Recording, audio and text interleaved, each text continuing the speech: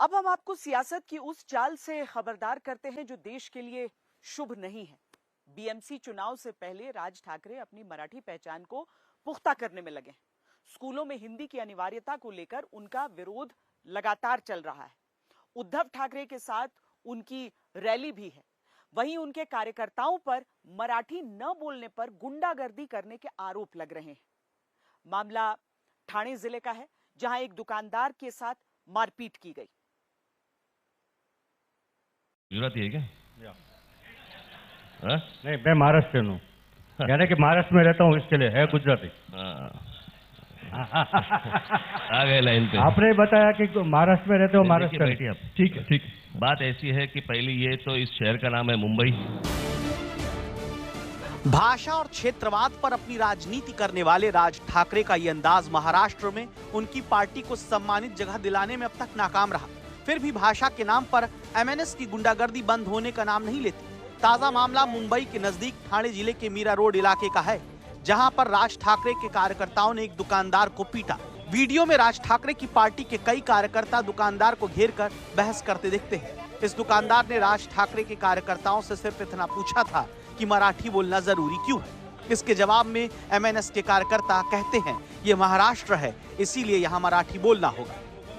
तो दुकानदार ने जब कहा कि उसे नहीं पता था कि मराठी बोलना अब जरूरी हो गया है, इस पर एमएनएस कार्यकर्ता गाली देते हुए दुकानदार को धमकाते हैं और कहते हैं कि उसे इस इलाके में कारोबार करने नहीं दिया जाएगा।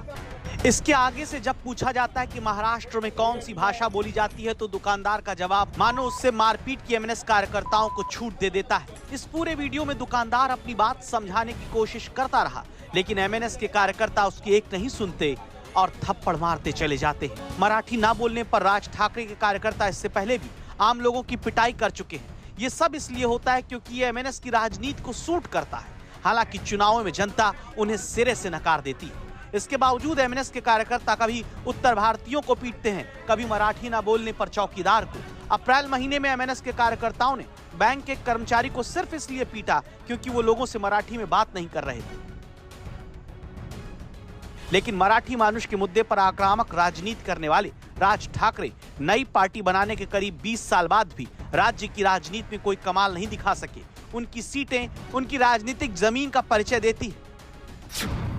साल 2009 में अपना सर्वश्रेष्ठ प्रदर्शन करने वाले राज ठाकरे इसके बाद ऐसे घटे कि उनकी पार्टी शून्य तक पहुंच गई।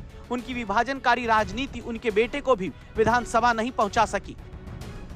लेकिन राज ठाकरे बासी कढ़ी में उबाल लाने में लगे हुए हैं और एक बार फिर हिंदी का विरोध करके अपने सियासी वनवास को खत्म करने की मंशा रखते हैं। महाराष्ट्र में राष्ट्रीय शिक्षा नीति के तहत स्कूलों में हिंदी को अनिवार्य तीसरी भाषा के रूप में लागू करने के मामले को उनकी तरफ से मुद्दा बनाया गया और सरकार को अपने पैर पीछे खींचने पर मजबूर कर दिया।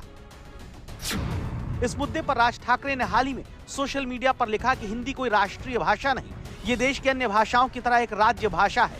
इसे शुरू से ही महाराष्ट्र में क्यों पढ़ाया जाना चाहिए? हम हिंदू हैं लेकिन हिंदी नहीं। अगर आप महाराष्ट्र को हिंदी के रूप में चित्रित करने की कोशिश करेंगे तो संघर्ष होना तय है। पहले लोकसभा और विधानसभा चुनाव में बुरी तरह से नकार दिए गए राज ठाकरे के लिए बीएमसी चुनाव सियासी वजूद का चुनाव बन चुका है। कई लोगों को लगता है कि इस चुनाव में शिकस्त राज ठाकरे स्टाइल राजनीति के भविष्य का तय कर सकती है।